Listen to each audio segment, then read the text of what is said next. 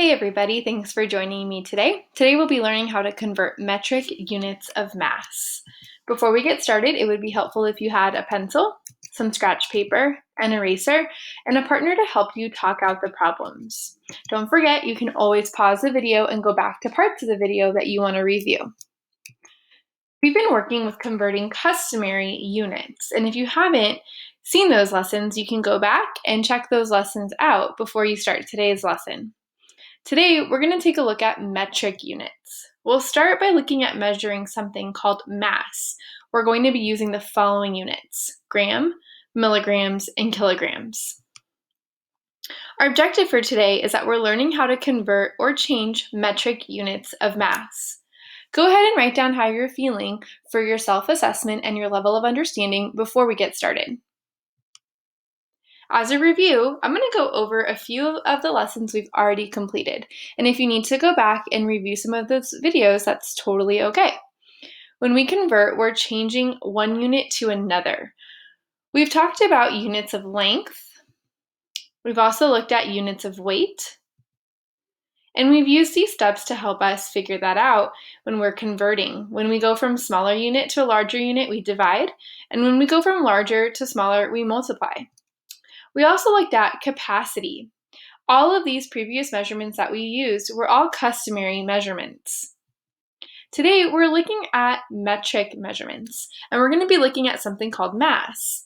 Mass is a measure of the amount of matter an object has. We're going to be looking at these three units: gram, milligrams, and kilograms. You can see what they look like represented in these pictures. A milligram would be a breadcrumb, a gram would be a paperclip, and a kilogram would be a loaf of bread. Our success criteria for today is really about the skills we've already learned that will help us be successful with today's new lesson. We can multiply whole numbers, we can divide whole numbers, we can determine the equivalence between customary measurements, and we can also convert customary units of length, weight, and capacity. Knowing these skills will help us with today's new skill. So let's try an example. I'm going to show you two examples and then we'll try some together. A white-tailed deer has a mass of 136 grams. What's the mass of the deer in grams? So I need to convert kilograms to grams. I'm going to be converting 136 kilograms to grams. Since 1 kilogram is equal to 1,000 grams, I can multiply 136 by 1,000 to get my answer. So 136 kilograms is equal to 136,000 grams. Today, as we go through these problems, you're going to write down the units of mass to decide if you're going from smaller to larger or larger to smaller, and that will help you decide if you're going to divide or multiply. You can use your units of mass chart to solve and list out your thinking. Here's one more example. I need to convert 1,500 grams to kilograms. Since we're converting a smaller unit to a larger unit, we're going to divide. I'm going to go ahead and use my marker here to show you how I would divide. 1,000 can go into 1,500 one time. 1,000 times 1 is 1,000. I subtract and I get 500. I have a remainder of 500. If I write this out as a fraction, I'd have 1 with 500 over 1,000.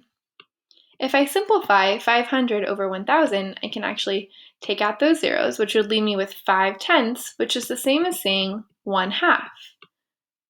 So my answer is 1.5. So 1,500 grams converted to kilograms is 1.5 kilograms. Let me erase this and then we'll try.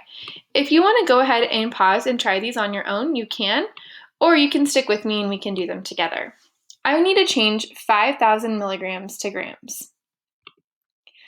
I'm going to be dividing because I'm going from a smaller unit to a larger unit. So 5,000 divided by 1,000 is 5. So that means that 5,000, went too fast there, 5,000 milligrams equals 5 grams. Now, I'm going to move on to my next one. 4,000 grams. How many kilograms in 4,000 grams? Well, 4,000 divided by 1,000 is 4. So 4,000 grams equals 4 kilograms. Let's try this one. 9 grams into milligrams. I'm going to multiply 9 times 1,000. So 9 grams equals 9,000 milligrams. 5 kilograms is equal to how many grams? I'm going to be multiplying. Right, that should say 5. Sorry about that. 5 times 1,000. So my answer is 5 kilograms equals 5,000 grams. What was our learning objective today? Today, we learned how to convert metric units of mass. What is your level of understanding now that we're at the end of the lesson? We're going to look at a few more questions before we end the lesson. If 1 pound is approximately equal to 0.5 kilograms, how many kilograms is in 3 pounds? Well, I can multiply 3 times 0.5, which is equal to 1.5. Since this is approximate, I would say that there are about 1.5 kilograms in 3 pounds. Here's one more question before we end our lesson. How is converting metric units of mass different from converting customary units of weight? Metric units, converting is easier because I can multiply or divide by powers of 10. Thank you so much for following along and listening to today's lesson on converting metric units of mass. Don't forget to like and subscribe for more direct instruction videos. Thank you so much.